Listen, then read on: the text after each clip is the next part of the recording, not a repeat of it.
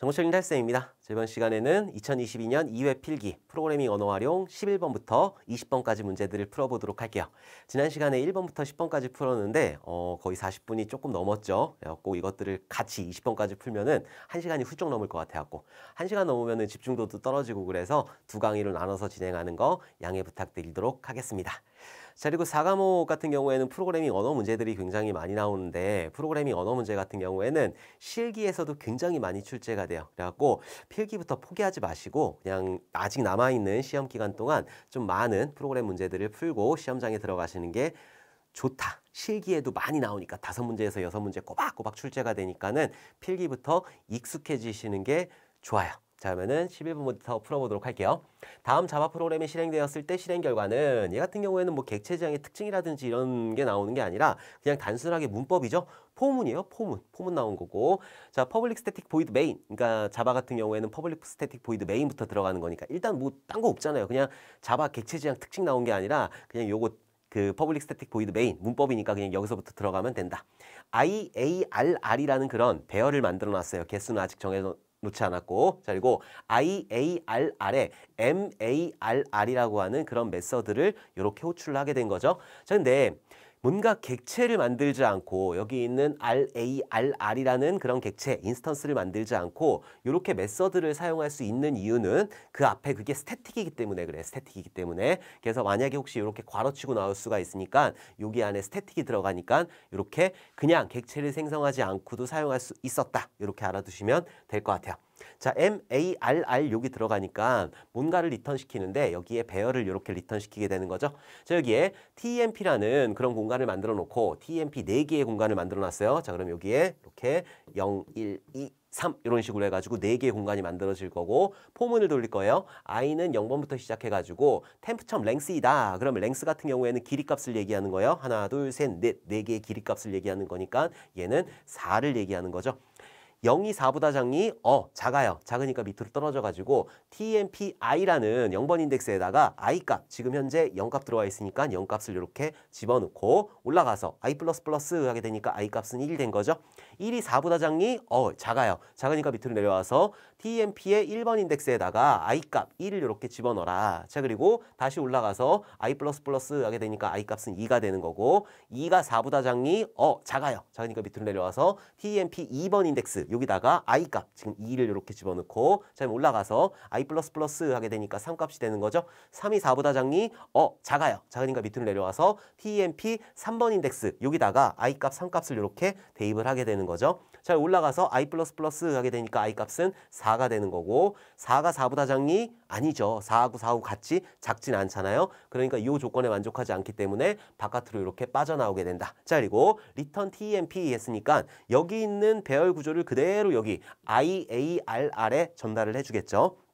그럼 IARR은 이런 식으로 나오게 되는 거고 자, 포문을 또 돌 거예요. 0번부터 시작해가지고 자, 여기서 0번부터 이렇게 시작을 해서 i는 0값이다. 자, 그리고 IARR의 랭스이면은 하나, 둘, 셋, 넷, 4개가 되는 거예요. 그러니까 여기는 4가 되는 거고 0이 4보다 작니? 4보다 작아요. 그러니까 밑으로 내려와서 프린트하고 프린트 ln이라는 게 있는데 프린트 같은 경우에는 그냥 써라. 프린트 ln 같은 경우에는 출력하고 엔터 쳐라 라는 의미예요. 얘는 그냥 써라 라고 하는 거죠. IARR에 i 값을 출력하래요. i 인덱스, 0번 인덱스. 그러니까 0 출력하겠죠. 0 출력하는 거고. 자, 그리고 여기 한 칸 띄었어요. 자, 그리고 나서 올라가야 되겠죠. i++ 하게 되니까 i 값은 1이 되는 거고 1이 4보다 작니? 작아요. 작으니까 밑으로 내려와가지고 IARR의 1번 인덱스 1 출력하겠네. 1 출력하는 거고 한 칸 띄고 자, 그리고 올라가서 i++ 하게 되니까 i 값은 2가 되는 거고 2가 4보다 작니? 작아요. 작으니까 밑으로 내려와서 2번 인덱스에 있는 거 여기에 있는 2값 출력하고 한 칸 띄고 자, 올라가서 i++ 하게 되니까 i 값 3 되는 거고 3이 4보다 작니?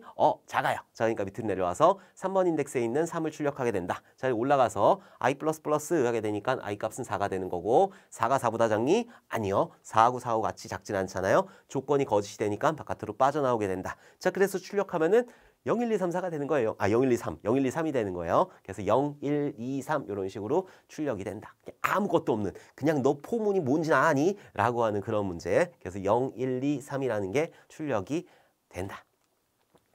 자, 12번 보도록 할게요. 다음 자바 프로그램이 실행되었을 때의 결과는 자 해가지고 얘 보면은 얘도 마찬가지로 뭔가 객체지향의 특징이라든가 이런 거는 없어요. 그냥 C 언어 공부하신 대로 그대로 풀어주시면 되는 거예요. 이런 거 왜 자바 문제를 내는지 난 도통 이해를 못하겠어. 자바 문제를 내는 목적은 객체지향의 특징을 알고 있냐, 너 상속 알고 있니, 다형성 알고 있니, 뭐 이런 것들을 예외 처리 알고 있니, 이런 것들을 내야 되는데 이런 것들을 내고 있으니까. 근데 필기 같은 경우에는 이제 문제은행에서 돌려서 나오기 때문에 이런 문제가 나오겠지만은 실기 같은 경우에는 이제 출제위원들이 문제를 내주실 거잖아요. 그러니까 객체지향 특징들 이런 것들 나올 거니까 자바 객체지향 특징 꼭 공부를 해주셨으면 좋겠어요.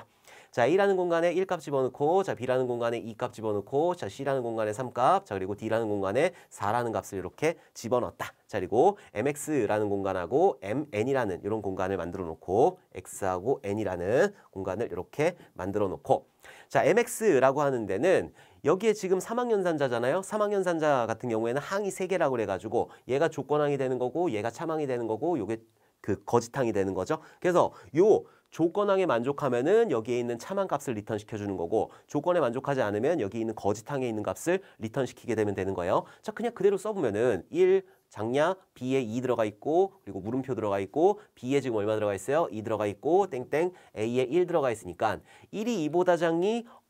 1이 2보다 작잖아요. 얘는 조건이 참이란 말이에요. 얘는 참이란 말이죠. 그러니까 참항에 있는 이 값을 리턴을 해주겠죠. 이 값을 어디에다가 MX에다가 이 값을 이렇게 대입을 하게 될 거예요. 자, 그 다음에 MX하고 1하고 같니? MX에 지금 2 들어가 있잖아요. 2하고 1하고 같니? 아니, 2하고 1하고 같지 않아. 그러니까 여기 있는 else 구문을 이렇게 타게 될 거고 MN에다 뭘 집어넣느냐? 얘도 그냥 그대로 쓰면 되는 거예요. 자, 그대로 써가지고 B에 얼마 있어요? 자, 2가 있는 거고 자, MX에 얼마 있죠? 2가 있단 말이에요. 자, 그리고 여기에 D에는 지금 4 들어가 있고 자, 그리고 땡땡 C에는 얼마 들어가 있죠? 3 들어가 있어요. 2가 2보다 작니? 아니요. 2하고 같이 작진 않잖아요. 작진 않기 때문에 얘는 거짓, false가 되는 거고 거짓항에 있는 3값을 여기 MN에다가 3값을 이렇게 집어넣게 된다. 자, 그리고 나서 system.out.println 해가지고 mn 값을 출력하니까 mn 값에는 지금 얼마 들어가 있죠? 3 들어가 있죠. 3. 그래서 3이라는 게 이렇게 출력이 된다. 그래서 12번의 정답은 3번, 3이 되는 거예요. 얘도 마찬가지로 너 이 품은 알고 있니? 아주 단순한 문제가 되는 거예요. 자, 13번 보도록 할게요. 다음 중 메어리스가 구분한 응집도의 정도의 가장 낮은 응집도를 갖는 단계는 응집도하고 결합도 나오네. 자, 응집도하고 결합도 같은 경우에는 사실 외워야 돼요. 어쩔 수가 없어. 그래서 이 응집도 같은 경우에는 2021년도 실기에서 굉장히 빈출되던 개념이었잖아요. 근데 2022년도에 안 나왔어. 안 나왔단 말이에요. 2021년도 마지막 시험에 영어로 어쩌고저쩌고 나온 다음에 안 나왔어요. 2022년도에. 왜 안 나왔냐? 빈출됐으니까 계속. 그래갖고 제가 봤을 때는 소스코드 가지고 낼 것 같아요. 소스코드 가지고. 결합도 같은 경우에는 소스코드를 가지고 낼 수 있거든요. 그래갖고 아마 2023년도에는 조금 어렵게 소스코드를 가지고 문제를 출제를 하실 거다. 그러니까 이제 응집도하고 결합도 이것들을 단순하게 외우는 게 아니라 여러분들이 이런 소스코드까지 응용을 해가지고 아실 수 있어야 돼요. 자, 그럼 보면 응집도, 가장 낮은 응집도라고 그랬잖아요. 자, 모듈의 그 독립성을 높이기 위해서 모듈의 독립성이라는 거를 높이기 위해서 뭘 해야 되냐면은 응집도라는 거를 높여야 되는 거고 결합도라고 하는 거는 낮춰야 되는 거예요. 결합도는 낮춰야 된다. 그래서 이 독립성이라고 하는 거는 모듈을 뜯어다 쓸 수 있는 거, 나중에 재사용할 수 있는 거, 그거를 얘기하는 거죠.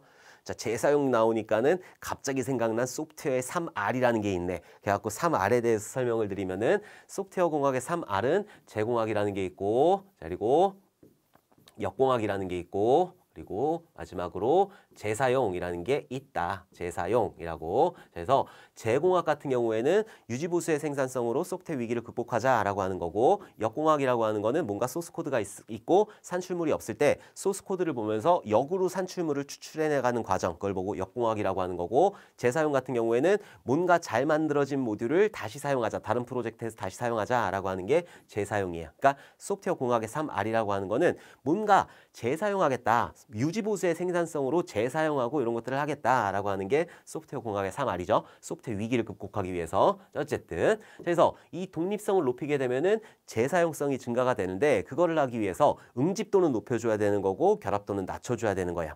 자, 응집도라고 하는 거는 모듈이 있으면 하나의 함수, 모듈이 있으면은 이 안에 있는 구성 요소들은 하나의 일을 처리하기 위해서 똘똘 뭉쳐서 처리를 해야 된다라고 하는 게 응집도가 되는 거고 결합도라고 하는 거는 모듈하고 서로 협동을 해야 돼요. 뭔가 함수를 호출하고 그러기 때문에 모듈하고 관계인데 모듈하고 협동을 해야 되지만 너무 친하면 안 되는 거예요. 너무 친하게 되면 얘네 둘을 가지고 다른 데다 붙여야 되니까 다른 데다 재사용을 해야 되기 때문에 나는 얘만 가지고 가야 되는데 어쩔 수 없이 얘랑 가지고 가는 거예요. 친하니까 얘 띄워놓으면 울고불고 난리가 나니까는 그래가지고 얘네 둘을 가져가야 되니까 결합도는 낮춰야 된다. 얘네 둘이 너무 친하면 안 된다. 띄워놓으면 울고불고 난리가 날 거 아니에요. 그러니까는 결합도는 낮춰야 된다라고 하는 거예요. 자, 응집도 같은 경우에는 그냥 문제 풀고 조금 이따 설명할 거니까는 자 가장 낮은 응집도 같은 경우에는 우연적 응집도가 되는 거예요. 우연적 응집도. 그래서 13번의 정답은 4번 우연적 응집도가 되는 거고 영어로도 조금 알아두셔야 돼요. 자 이제 응집도 알아봐야 되겠죠. 자 응집도라고 하는 거는 모듈 안에서 뭔가 일 처리를 할 때 그 안에 있는 구성 요소들이 똘똘 뭉쳐서 수행하는 거 그걸 보고 응집도라고 하는 거고 얘는 우리 외워야 되잖아요. 외워야 되니까는. 그래서 기능적 응집도가 가장 높아요. 그러니까 가장 좋은 거예요. 자, 그리고 우연적 응집도가 가장 낮아요. 그래서 얘가 제일 나쁜 거예요. 자, 이거 어떻게 외우시냐? 우리 놀던 시절에 먹었던 통통한 순대 있잖아. 그거 어땠어? 기가 막히게 맛있었어. 아우, 닭살. 어쩔 수 없어. 외워야 돼. 우리 놀던 시절에 먹었던 통통한 순대 있잖아. 그거 기가 막히게 맛있었어. 요거 꼭 기억을 해두셔야 되고. 자, 기능적 응집도 같은 경우에는 모듈 내부에 있는 것들이 하나의 일을 수행하기 위해서 똘똘 뭉쳐진 상태. 모듈 내부의 모든 기능이 단일한 목적을 위해 수행되는 그런 상태를 보고 기능적 응집도라고 하는 거고 순차적 응집도 같은 경우에는 모듈 내에서 나온 이건 하나의 모듈이에요. 모듈 내에서 뭔가 이렇게 있으면은 하나의 활동에서 나온 출력값이 있을 거 아니에요. 요거를 다음에 입력값으로 쓰는 게 여기 있는 순차적 응집도가 된다. 모듈 내에서 한 활동으로부터 나온 출력값을 다른 활동이 사용하는 거. 요걸 보고 순차적 응집도라고 하는 거고 통신적 응집도 같은 경우에는 동일한 입력, 동일한 출력. 자, 요것만 생각하시면 돼요. 통신적 응집도는 동일한 입력, 동일한 출력. 통하고 여긴 동하고 비슷하게 생겼잖아. 오케이? 그래서 통신적 응집도는 동일한 입력, 동일한 출력 이렇게 생각을 해주시면 된다. 그리고 절차적 응집도 같은 경우에는 모듈 내부의 기능이 순차적으로 처리되는 거예요. 자, 모듈 안의 구성 요소들 기능을 순차적으로 수행하는 경우이다. 순차적으로 어쩌고 저쩌고 써놓은 다음에 그 밑에다가 절차적 응집도, 순차적 응집도 이런 식으로 넣어놨단 말이에요. 오이 순차적으로 처리하네. 순차적 응집도겠네. 틀렸다는 거죠. 순차적으로 처리되는 거는 절차적 응집도가 되는 거예요. 이거 꼭 기억을 해두셔야 돼요. 자, 시간적 응집도 같은 경우에는 이 모듈 안의 기능들이 같은 시간대에 수행되는 거. 자, 특정 시간에 처리되어야 하는 활동을 한 모듈에서 처리하는 거. 이걸 보고 시간적 응집도라고 하는 거고 논리적 응집도 같은 경우에는 야, 쟤네 비슷하게 보인다. 걔네들 모아놓은 거. 자, 유사한 성격을 갖거나 특정 형태로 분류되는 처리 요소들이 한 모듈에서 처리되는 거. 이걸 보고 논리적 응집도라고 하는 거고 자, 우연적 응집도는 아무 상관없는 것들을 그냥 모아둔 거. 그걸 보고 우연적 응집도라고 한다. 그래서 응집도는 기능적 응집도가 가장 높고 우연적 응집도가 가장 낮아요. 자, 우리 놀던 시절에 먹었던 통통한 순대 있잖아. 그거 어땠어? 기가 막히게 맛있었어. 그래서 꼭 기억을 해두셔야 돼요. 자, 응집도 나왔으니까는 이제 결합도 알아봐야 되겠죠. 자, 결합도라고 하는 거는 모듈하고 관계이고 만약에 결합도 문제가 실기에 나온다라고 했을 때 저 같으면 소스 코드 낼 것 같아요. 그러니까 소스 코드도 좀 기억을 해두셔야 돼요. 자, 얘도 외워야 되겠죠. 일단 자료 결합도 같은 경우에는 보통 데이터 결합도라고 많이 하니까 요건 데이터 결합도라고 하는 거고 자료 결합도라고도 하는 거고 테스형 우리 나훈아 선생님이 테스형 발표하셨잖아. 테스형 쟤 왜 저래 공유랑 내가 닮았대. 아 이거 닭살이 그냥 아우 진짜 이거 할 때마다 제가 이거를 한 지가 3년 됐거든요. 3년 내내 닭살이야. 어쩔 수가 없어. 근데 여러분들 외워야 되니까 테스형 쟤 왜 저래 공유랑 내가 닮았대. 그리고 결합도는 낮을수록 좋다고 그랬어요. 그래서 자료 결합도가 가장 낮아요. 자, 그리고 내용 결합도가 가장 높아요. 오케이? 내용 결합도가 가장 안 좋은 거예요. 자, 보면 자료 결합도 같은 경우에는 모듈 간의 자료를 통해서만 모듈 상호작용이 발생한다. 이게 무슨 말이냐? 자, 우리가 함수를 메인 함수가 있고 여기 메인 함수가 이렇게 있고 자, A라는 함수를 이렇게 호출을 할 거예요. 자, A라는 함수에 여기에 값만 받는 거야. X라는 값만 이렇게 받는 거고 여기에 10이라는 인자값을 딱 넘겼어요. 자, 그러면은 얘는 값을 그냥 던진 거잖아요. 얘 같은 경우에는 콜바이 밸류가 되는 거라 이때 자료결합도가 되는 거예요. 그냥 나는 값만 넘겼으니까. 그러면은 얘만 갖다가 달랑 뜯어다가 여기 이 모듈만 달랑 뜯어다가 쓸 수 있는 거니까 오케이? 요걸 보고 자료결합도라고 하는 거고 스탬프 결합도 같은 경우에는 우리가 배열을 넘긴다든지 구조체를 넘긴다든지 아니면 주소값을 넘긴다든지 포인터를 이용해서 자 그런 것들 여기에 인트 x가 아니라 인트 곱하기 x가 되는 거죠. 자 그리고 여기에 뭐 a의 주소값이다. 자 여기에 뭐 이제 n% 해가지고 a의 주소값이다. a라고 해도 되겠다. 자, A의 주소값이다. 이렇게 해주게 되면은 주소값이 넘어가게 되는 거잖아요. 아니면 배열을 넘긴다든지 자, 그럴 때 발생을 하는 게 스탬프 결합도가 되는 거예요. 모듈 간에 배열이나 오브젝트, 스트럭처 등이 전달되는 경우 그게 스탬프 결합도가 되는 거고 제어 결합도 같은 경우에는 내가 만약에 A라는 그런 모듈을 호출했어요. 뭐 X, Y, Z 위에서 변수 선언한 다음에 자, 그리고 펑션 A라고 하는 게 있는데 여기에 X, Y, Z 자, 이런 인자값을 받잖아요. 이 안에서 무슨 일을 수행하느냐 if x가 0보다 크면 뭘 수행하고 else 아니면은 뭘 수행해라. 지금 요 x라는 제어 요소가 전달이 된 거잖아요. 자 이게 제어 결합도예요. 값만 전달되는 게 아니라 제어 요소가 전달되는 경우를 제어 결합도라고 한다. 자 외부 결합도 모듈에서 외부로 선언한 변수를 다른 모듈이 참조하는 경우 그때를 외부 결합도라고 하는 거고 익선이라는 변수가 있는데 그런 것들을 썼을 때 자 공통 결합도 같은 경우에는 전역 변수를 참조하는 경우 자 내용 결합도 같은 경우에는 그냥 내용을 그냥 얽히설키 해가지고 스파게티 코드처럼 그렇게 되어 있는 거예요. 자, 다른 모듈 내부에 있는 변수나 기능을 또 다른 변수 혹은 모듈에서 사용하는 경우를 내용 결합도라고 한다. 소스 코드 나올 만한 거는 요거하고 공통 결합도 이런 것들이 나올 수가 있겠죠. 익스턴 나오게 되면 외부 결합도가 되는 거고 공통 결합도 얘는 전역 변수 이렇게 만들었을 때 그거는 이제 공통 결합도가 된다. 소스 코드까지 좀 기억을 해두셔야 돼요. 우리는 실기 대비해야 되니까. 필기 합격률 높잖아요. 필기 합격 다들 하실 거예요. 그러니까 필기 합격하신 다음에 우리 바로 실기를 대비해야 되기 때문에 이런 것들 좀 정리를 해 주셔야 돼요. 오케이. 나올 거야. 정말 나올 거야. 이게 제가 그 2022년도 작년에 1회 시험 끝나고 이제 필기 준비를 하면서 그 서브넷 특강을 찍었어요. 서브넷 특강은 이제 필기 대상, 필기에서 가끔 나오니까 필기 위주로 이제 그걸 하려고 찍었는데 제가 실기에도 공개를 했거든요. 실기에도 이거 출제 범위에 있으니까 서브넷 어려우니까 20문제 중에 한 문제면 굉장히 큰 거예요. 라고 해가지고 그 서브넷 문제, 서브넷 특강 찍은 거 유튜브에 있잖아요. 그 유튜브에 공개를 했어요. 그리고 실기 보시는 분들도 꼭 보셔라. 이거 출제 범위에 나오는 거고 분명히 시험 문제 어렵게 나올 거니까는 이런 문제 나올 수 있다. 라고 했어요. 진짜. 근데 나왔어. 2회부터 딱 나온 거예요.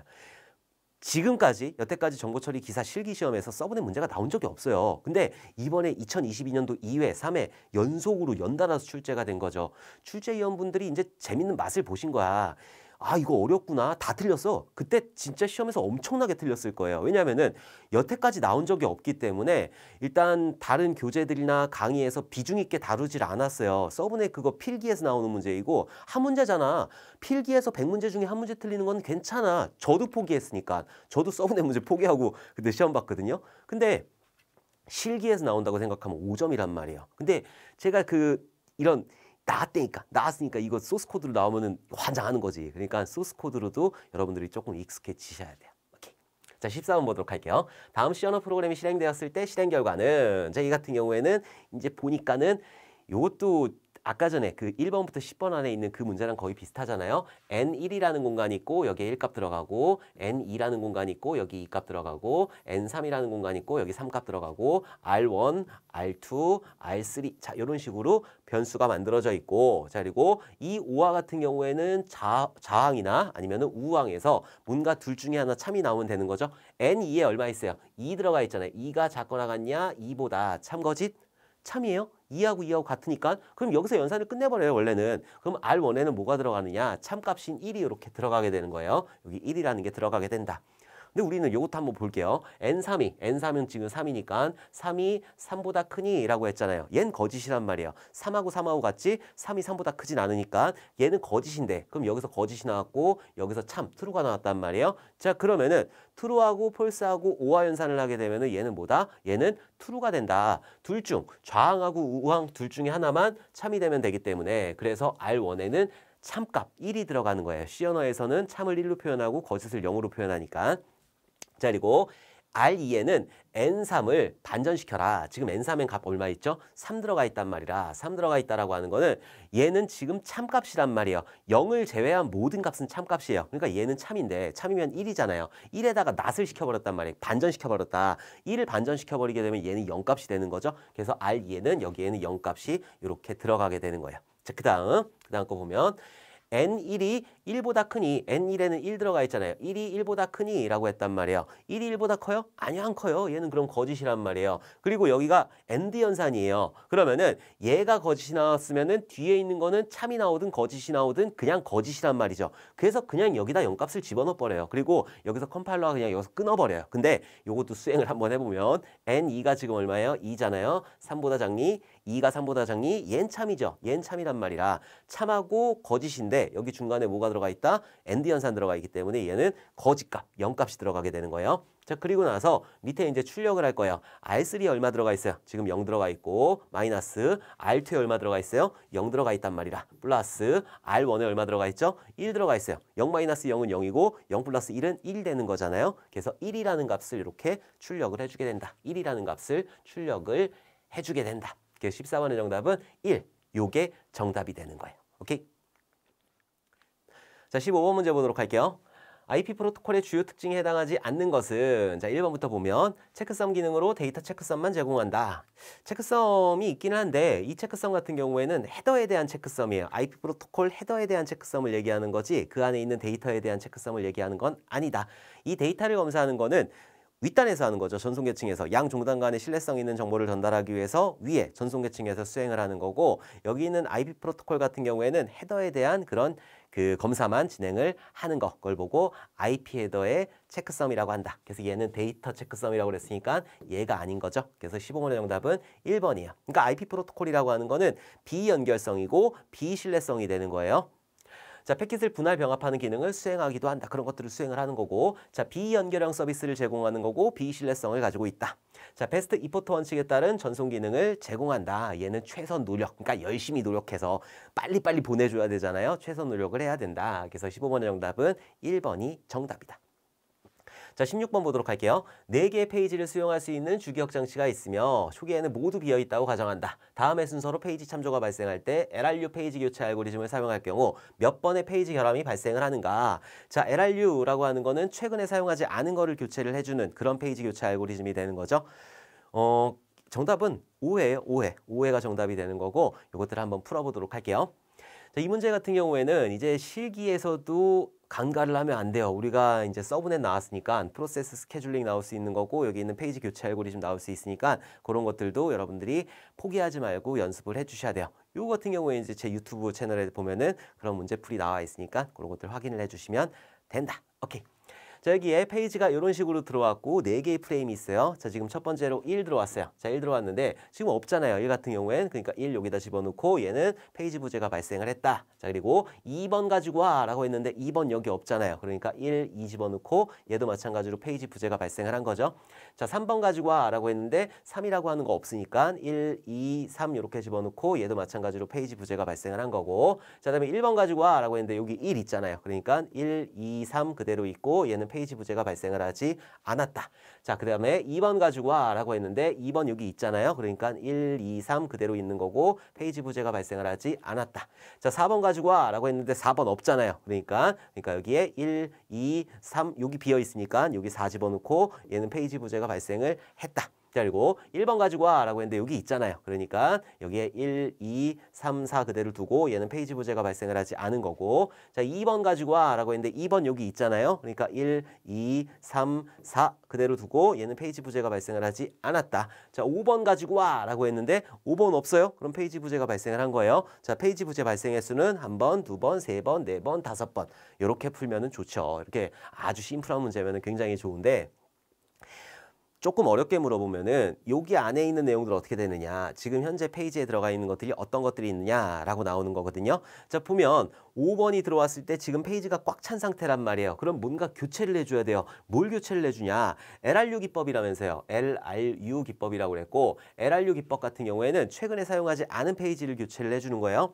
자, 1번 같은 경우에는 요걸 전이라고 보면 전에 참조를 했죠. 자, 2번은 전에 참조를 했어요. 자, 여기 3번은 전에 참조를 했어요. 자, 4번 같은 경우에는 전에 참조했어요. 자, 그러니까 여기 1번 같은 경우에는 전에 참조했으니까 얘는 교체 대상이 아니에요. 자, 2번도 전에 참조를 했으니까 교체 대상이 아닌 거고, 자, 4번 같은 경우에는 전에 참조를 했잖아요. 그러니까 얘도 교체 대상이 아니에요. 3번은 전 아주 오래전에 뭔가 참조를 한 거니까 얘 바꿔라. 여기 공간에 5를 이렇게 집어넣고 페이지 부재가 발생을 했다라고 보는 거죠. 그러니까 이 문제 같은 경우에는 만약에 페이지 프레임에 지금 어떤 것들이 들어가 있느냐, 이 문제가 나오게 되면은 요거를 딱 써주시면 되는 거예요. 순서대로 1, 2, 5, 4 순서대로 써주셔야 돼요. 1, 2, 5, 4 이런 식으로 순서대로 써주시면 된다. 요런 문제가 하나 더 해볼까요? 이거 하고 요런 문제가 실기 시험에 나오면은 요거 딱 써라라고 나오면은 굉장히 헷갈리는 문제란 말이에요. 그러니까 이런 것들 좀 연습을 해주셔야 돼요. 자, 하나 더 해볼게요. 자, 6. 자, 6을 가지고 뭔가 가지고 와라. 6 가지고 와라라고 했어요. 자, 6 가지고 와라라고 했을 때는 지금 페이지 꽉 차 있잖아요. 페이지 부재가 발생을 한 상태이고 6 가지고 와라라고 했는데, 자, 지금 1 같은 경우에는 전에 사용됐죠. 자, 2 같은 경우에는 전에 사용됐어요. 자, 5는 전에 사용됐어요. 4는 전. 얘가 가장 오래 사용하지 않았잖아요. 그러니까 여기에다 6값 집어넣고 5 집어넣고 2 집어넣고 1 집어넣고 이런 식으로 되게 되는 거죠. 오케이? 자, 그리고 하나 더 해볼까요? 8 가지고 와 라고 했어요. 8 가지고 와. 그러면은 8 지금 꽉 차 있으니까 얘는 페이지 부재가 발생을 한 거고, 자, 지금 1은 전에 사용됐죠. 2는 전에 사용됐죠. 자, 5는 전에 사용됐어요. 6은 전에 사용됐잖아요. 1이 가장 오랫동안 사용되지 않은 거기 때문에 여기에 1에다가 8 값을 집어넣고 2하고 5하고 6하고 이런 식으로 대입을 해줘야 된다. 오케이? LRU 꼭 기억을 해두셨으면 좋겠어요. 자, 17번 보도록 할게요. 사용자 수준에서 지원되는 스레드가 커널에서 지원되는 스레드에 비해 가지는 장점으로 옳은 것은, 자, 이 문제는 되게 어려운 문제이고 혹시라도 문제가 출제가 된다고 하면은 거의 토시 하나 틀리지 않고 그대로 나올 거니까는 그냥 문제를 통으로 외워주시면 될 것 같아요. 자, 어쨌든 이것들을 보게 되면은 스레드라고 하는 거는 우리가 프로세스가 있잖아요. 자, 프로세스, 얘는 실행 중인 프로그램을 얘기하는 거고, 이 프로세스 안에는 한 개 이상의 스레드가 이렇게 존재를 하게 되는 거예요. 스레드. 그래서 프로세스 안에는 여러 가지가 있잖아요. 힙이라는 영역도 있는 거고, 자, 데이터 영역이라는 것도 있는 거고, 코드 영역이라는 것도 있는 거고, 스택이라는 영역도 있는 건데, 여기 있는 스레드들은 각각의 스택들을 가지고 나머지 것들은 공유를 하게 되는 그런 형태가 되는 거죠. 이 각각의 일처리 단위라고 보시면 돼요. 그러니까 프로세스 같은 경우에는 여러분들 카톡이라고 생각을 하시면 되는 거고, 스레드 같은 경우에는 각각의 대화창, 내 친구하고 대화창 여러 개 있으니까 그런 것들을 스레드라고 보시면 될 것 같다. 자바에서는 실제로 뭐 예전에 메신저 프로그램 만들고 그러면은 실제로 프로세스는 그냥 메신저가 되는 거고, 여기 있는 스레드 같은 경우에는 각각의 대화창이 됐어요. 그리고 받는 스레드, 그리고 보내는 스레드, 감시하는 스레드 이런 것들을 만들어가지고 그렇게 구현을 했었다. 자, 어쨌든 사용자 수준 스레드라는 게 있고 커널 수준 스레드라는 게 있는데, 이 사용자 수준 스레드 같은 경우에는 사용자가 직접 만드는 걸로 커널에서 관리를 안 해요. 커널에서 관리를 안 하는 거고, 그리고 알기는 알지만은 관리를 안 하는 거, 그걸 보고 사용자 수준 스레드라고 하는 거고, 커널 수준 스레드 같은 경우에는 커널에서 직접 관리를 하게 되는 거예요. 그래서 뭔가 컨텍스트 스위칭을 한다든지 이런 것들을 커널에서 직접 관리를 하는 게 여기 있는 커널 수준 스레드가 된다. 자, 보면 한 프로세스가 운영체제를 호출할 때 전체 프로세스가 대기할 필요가 없으므로 시스템 성능을 높일 수가 있다. 자, 얘 같은 경우에는 전체 프로세스가 대기할 필요가 없으므로 얘는 커널에서 관리를 해줘야 되는데 얘는 아닌 거죠. 얘는 아닌 거고, 자, 동시에 여러 스레드가 커널에 접근할 수 있으므로 여러 스레드가 시스템 호출을 동시에 사용할 수 있다.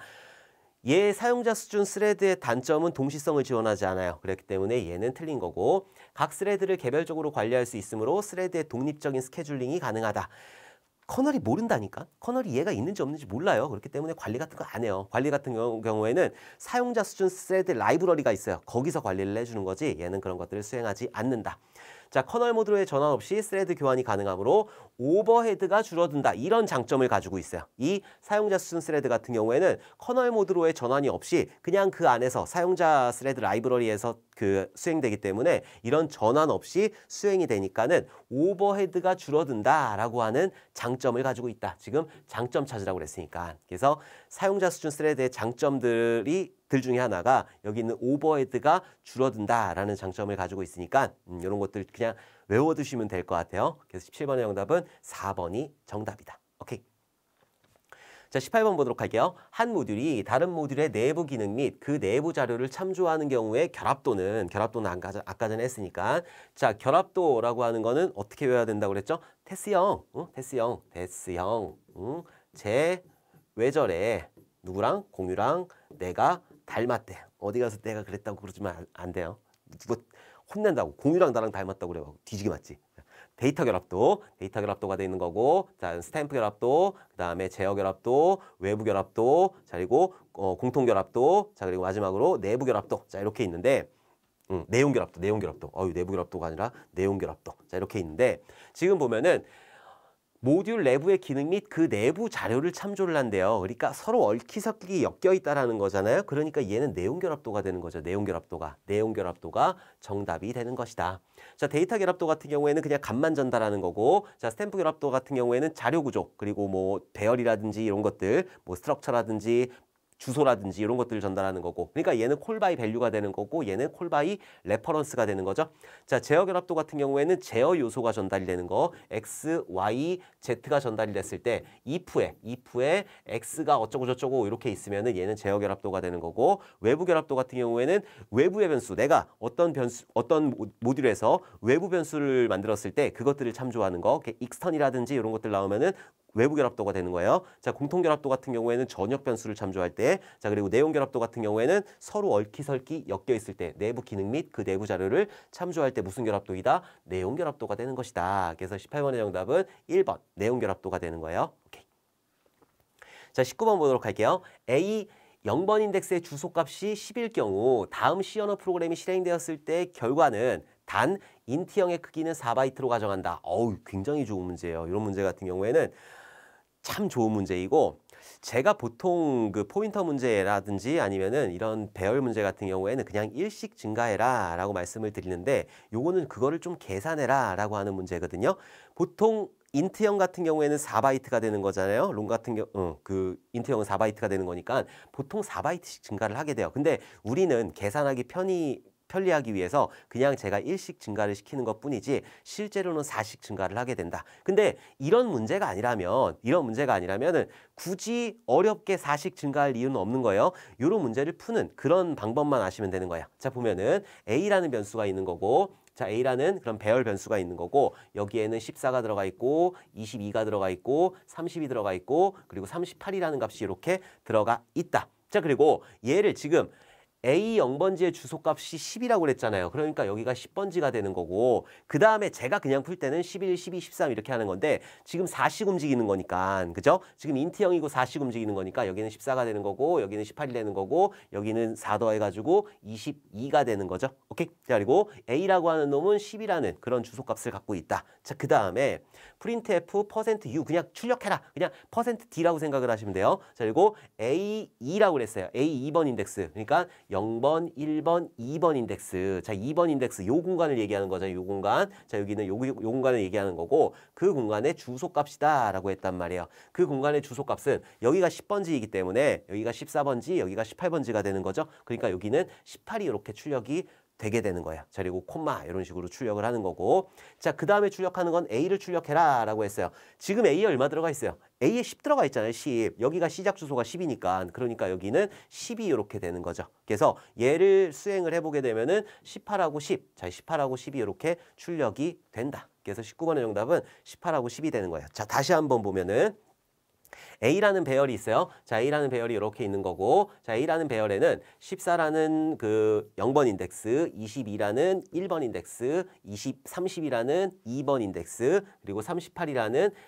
0번, 1번, 2번, 3번 인덱스가 이렇게 있는 거죠. 자, 그리고 여기를 지금 10이라고 그랬잖아요. 주소값이 10이라고 그랬잖아요. 여기가 10번지이다 라고 했을 때 A는 10을 가지고 있게 되는 거죠. 자, 그리고 나서 인트형의 크기는 4바이트이기 때문에 4씩 증가를 하면 되는 거예요. 여기는 14가 되는 거고 여기는 18이 되는 거고 여기는 22가 되는 거니까. 물론 이거를 가지고 제가 그냥 일반적으로 이런 주소값을 구하는 문제 말고는 그냥 일씩 증가하는 게 여러분들 그 계산하는데 훨씬 더 도움이 되니까 그렇게 푸시고 이런 주소값을 구해라 라고 했을 때는 4씩 증가하는 거니까 자 이렇게 알아두시면 될 것 같아요. 자 그리고 나서 지금 출력을 하는데 A 2번 인덱스라고 그랬어요. 0번, 1번, 2번. 자, 요 2번 인덱스에 N%니까 주소값을 얘기하는 거고 주소값 같은 경우에는 18번지를 가리키고 있잖아요. 그러니까 첫 번째로 출력되는 거는 18이 되는 거고 콤마. 자, A를 출력하래요. 자, A에 얼마 들어가 있어요? A 같은 경우에는 시작 주소. 이 배열의 시작 주소의 그 값을 가지고 있으니까 10번지라는 걸 가지고 있게 되는 거죠. 그래서 18하고 10이라는 게 이렇게 출력이 된다. 그래서 19번의 정답은 3번 18하고 10이 되는 거예요. 자, 20번 보도록 할게요. 모듈화와 관련한 설명으로 틀린 것은 자, 모듈화라고 하는 거는 모듈 단위로 뭔가 소프트웨어를 개발해라 라고 하는 거죠. 너무 크니까는 뭐 하나의 기능을 수행하는 모듈. 그래서 이 모듈 같은 경우에는 뜯어다 쓸 수 있어야 돼요. 그래서 독립성이 높아야 되는 거고 독립성을 높이기 위해서는 응집도를 높이고 결합도를 낮춰야 된다. 자, 오케이. 자, 시스템을 모듈로 분할하면 각각의 모듈을 별개로 만들고 수정할 수 있기 때문에 좋은 구조가 된다. 그쵸? 그냥 뭔가 오류라든지 파급 효과가 없으니까 좋은 구조가 되는 거고 자, 응집도는 모듈과 모듈 사이의 상호 의존 또는 연관 정도를 의미한다. 응집도가? 결합도죠. 이거는 결합도에 대한 설명이잖아요. 얘는 응집도에 대한 설명이 아니라 결합도에 대한 설명이니까 모듈과 모듈 사이이다 라고 했을 때 결합도가 되는 거죠. 응집도는 모듈 내부에 있는 그 안에 있는 것들이 똘똘 뭉쳐가지고 하나의 일을 수행하는 게 응집도가 되는 거고 그래서 틀린 거 찾으라고 그랬으니까 2번이 틀린 설명이에요. 자, 모듈 간의 결합도가 약해야 독립적인 모듈이 될 수가 있다. 모듈 간의 결합도는 약해야 되는 거고 응집도는 높여야 되는 거잖아요. 그래야지 독립성이 높아지는 거니까. 자, 모듈 내 구성 요소들 간의 응집도가 강해야 좋은 모듈 설계이다. 맞는 설명이죠. 응집도는 높아야 되는 거고 결합도는 낮아야 된다. 자, 이런 것들을 설명하고 있기 때문에 2번이 틀린 설명이에요. 요 안에 있는 모듈과 모듈 사이에서 뭔가 관계이다 라고 했을 때는 얘는 응집도가 아니라 결합도가 되는 거죠. 오케이? 그래서 이렇게 20번 문제까지 우리는 쭉 한번 풀어봤어요. 프로그래밍 언어 문제 지금도 확인하시면 아시겠지만 굉장히 많이 출제가 되고 있죠. 그래서 여러분들 CBT 시험을 보신다고 하더라도 굉장히 많은 문제가 출제가 될 거라고 생각을 하고 있어요. 그래서 요거 말고도 운영체제라든지 네트워크라든지 이런 것들이 있으니까 그런 것들도 같이 봐주시면 좋을 것 같아요. 합격 전략은 사실 이제 CBT로 바뀌면서 조금 좀 그런데 1과목, 2과목, 3과목 같은 경우에는 워낙에 기출된 것들이 많으니까 얘는 고득점 해주셔야 돼요. 어쩔 수 없이. 자, 그리고 4과목 같은 경우에는 60점 넘겨야 된다. 그래서 프로그래밍 언어를 꼭 알아두셔야 되는 거고 5과목 같은 경우에는 맞춰야 될 것들이 있어요. 비용이라든지 일정이라든지 이런 것들을 나오니까 그런 비용이라든지 일정이라든지 그런 것들은 여러분들이 꼭 맞춰주셔야 되는 거예요. 자, 그리고 뭐 암호화 알고리즘. 근데 생뚱맞은 거 말고 그냥 그런 암호화 알고리즘도 꼭 맞춰주셔야 되는 거고 맥, 덱, 알백 이런 것들이 있었잖아요. 강제적 접근 통제 뭐 그런 것들 임의적 접근 통제, 역할 기반 접근 통제 이런 것들이 있으니까 그런 것들도 꼭 맞춰주셔야 돼요. 비용이라든지 일정이라든지 이런 것들이 좀 폭포수 모델 뭐 이런 것들 그런 것도 꼭 기억을 해두셔야 되는 거고 계획하니까 비용하고 일정을 지금 여기서 잠깐 얘기를 하면은 자 우리가 비용이라는 거하고 자 그리고 일정이라는 거 이런 것들을 계획 단계에서 수행을 하는 거잖아요. 자 비용 같은 경우에는 하향식 방식이라는 게 있고 자 그리고 상향식 방식이라는 게 있고 수학적 방식 이렇게 세 가지로 나눌 수가 있어요. 그렇게 비용을 산정하게 되는 거고 하향식 방식 같은 경우에는 사람이 하는 거죠. 사람이 해가지고 전문가 기법이라는 게 있고 자 그리고 델파이 기법이라는 게 있다. 그래서 전문가 기법 같은 경우에는 뭔가 경험이 있는 사람이 야 얘 3천만 원짜리 얘 1억짜리 이런 식으로 하는 거고 델파이 기법 같은 경우에는 모여가지고 회의를 통해 가지고 비용을 산정하는 그런 방법이 있고 자 상향식 같은 경우에는 여기에 있는 LOC 기법이라든지 아니면 맨먼스 기법이라든지 이런 것들이 있는데 보통 LOC 기법이 많이 나오게 될 거예요. 얘 같은 경우에는 계산하는 거 곱하기하고 나누기만 잘 해주시면 되는 거죠. 자, 그런 것들 좀 기억을 해두셔야 되고 모형치라고 하는 건 없어요. 뭐 기대치라는 것도 있었고 뭐 그리고 그런 것들이 있었는데 그 모형치라고 하는 건 없다라는 거 꼭 기억을 해두시고 자, 수학적 기법 같은 경우에는 대표적으로 코코모라는 게 있어요. 코코모라는 게 있고 자, 코코모 같은 경우에는 잘 나와요. 코코모 같은 경우에는 세 가지가 있는 거죠. 조직형, 그리고 반분리형, 그리고 내장형. 조직형 같은 경우에는 5만 라인 이하가 되는 거고, 자, 그리고 반분리형 같은 경우에는 30만 라인 이하가 되는 거고, 자, 그리고 또 뭐 있어요? 내장형. 내장형 같은 경우에는 30만 라인 이상이 된다. 자, 이거 기억을 해 두셔야 되는 거고, 자, 그리고 코코모 말고 또 뭐 있을까? 저 푼남이라는 것도 있어요. 자, 푼남이라는 것도 있는데, 푼남 같은 경우에는 기억해야 될 거는 랠리 노든 곡선을 이용한다. 자, 그리고 슬림이라는 자동화 추정 도구를 이용한다라는 거 꼭 기억을 해 두셔야 되고, 자, 또 뭐 있어요? 펑션 포인트라는 것도 있잖아요. 자, 펑션 포인트 같은 경우에는 기능에다 점수를 주게 되는 거예요. 그래서 내부 논리 파일이라든지 외부 연계 파일이라든지 외부 조회, 외부 입력, 외부 출력, 외부 입력, 외부 입력, 외부 출력, 외부 조회, 외부예요. 외부, 내부 아니에요. 그것들을 가지고 점수를 매기는 펑션 포인트라는 게 있고, 그리고 자동화 추정 도구는 STMax라는 것들이 있다. 자, 이런 것들, 좀 이런 것들은 진짜 무조건 맞춰야 되는 그런 문제가 되는 거예요. 자, 그리고 일정 관리할 때는 우리가 가장 먼저 하는 게 WBS라는 걸 작성을 하게 되잖아요. WBS는 월드 베이스 볼이 아니라 워크 브레이크다운 스트럭처가 되는 거예요. 그래서 일들을 로그인, 회원가입 이런 것들을 쭉쭉쭉쭉쭉쭉 기능별로 쭉쭉쭉쭉 나래비 시키는 거고, 자, 이런 WBS를 작성을 하게 되면은 이제 서로 일 간의 상관관계들을 보게 되는 거죠. 그래서 여기서 퍼트 CPM이라는 거를 만들어주게 된다. 퍼트하고 CPM 이런 네트워크를 만들어주게 되는 거고, 자, 퍼트 CPM을 그리게 되면은 임계 경로를 구할 수가 있죠. 이 프로젝트를 수행하기 위해서 최소한 얼마만큼의 일정이 필요한지, 그래서 임계 경로라는 거를 이렇게 구하게 되는 거고, 자, 그리고 임계 경로를 구했으면은 이제 일정 다 산정한 거예요. 자, 그럼 뭘 한다? 마지막으로 간트 차트라는 거를 그리게 된다. 그래서 간트 차트에서는 막대 그래프 형태로 표시를 하게 되는데, 요 막대 그래프 같은 경우에는 일정을 얘기하는 거예요. 인원수라든지 이런 게 아니라 일정을 얘기하는 것이다. 요거를 조금 기억을 해 두셔야 돼요. 이런 것들 알아두셔야 된다. 오케이. 그래서 그냥 갑자기 이제 시험 때 임박해가지고 생각나가지고 한번 정리를 한번 해봤어요. 5과목은 굉장히 어려우니까 폭포수도 한번 해볼까요? 자, 폭포수 같은 경우에는 계획하고 분석하고 설계하고 구현하고 테스트하고 유지 운영하는 과정이 그냥 이렇게 물 흐르듯이 떨어진다 해가지고 폭포수 모형이 되는 거고, 각 단계에서 거슬러 올라갈 수가 없는 게 이제 폭포수 모형이 되는 거예요. 자, 그리고 프로토타입 모형이라는 게 있죠. 프로토타입 모형이라고 하는 거는 뭔가 C 제품을 만드는 거고, 자, 그리고 나선형 모형, 스파이럴 모델 같은 경우에는 위험 관리가 추가된 거예요. 그래서 여기서 계획하고, 자, 그리고 여기서 위험 관리한 다음에 공학적 개발하는 거고, 마지막으로 평가하는 거고, 자, 이런 4개의 단계들을 점진적으로 이렇게 수행을 하면서 프로젝트를 완성시키는 게 이런 나선형 모델, 스파이럴 모델이 되는 거고, RAD 모형도 있어요. RAD 모형 같은 경우에는 래피드예요. 그래서 무조건 빠르게 하는 게 RAD 모형이다. 이렇게 알아두시면 된다. 자, 지금 막 설명드리고 싶은 게 굉장히 많은데 그건 언제까지 한두 끝도 없이 할 수가 없으니까, 그래서 이 정도로 마무리를 하고, 여러분들 다들 시험 잘 보시고 오셔가지고 좋은 소식 좀 전해주셨으면 좋겠어요. 제 강의를 들으셨든 아니면은 뭐 다른 강의를 들으시고 뭐 다른 교재를 공부를 하셨든 어쨌든 지금 제 유튜브를 보고 계시는 거니까, 그러니까 다들 합격하시고 정말 다들 좋은 소식을 저한테 좀 들려주셨으면 좋겠습니다. 자, 오늘 너무너무 고생 많으셨고 시험 때까지 조금만 힘내주세요. 우리 필기 시험 합격하실 거예요. 필기 시험 합격하실 거고, 실기 열심히 하셔야 돼요. 실기 같은 경우에 진짜 정말 시간 없어요. 이거는 진짜 그냥 필기 합격 바로 확인할 수가 있잖아요. CBT에서 결과 전송 이거 딱 하면은 합격입니다, 불합격입니다 바로 나오는데 분명히 합격이라고 뜰 거예요. 기운 뿜뿜해가지고 여러분들 합격하시라고 할 거고, 그거 합격입니다 딱 보면은 나오면서 실기책 사면 돼. 나오면서 실기책 사가지고 그날부터 공부를 해야 되는 거예요. 지금 제가 2023년도 1회 대비해가지고 지금 요거 강의를 찍고 있는데, 1회 실기 시험 같은 경우에 4월 23일이죠. 굉장히 짧아요.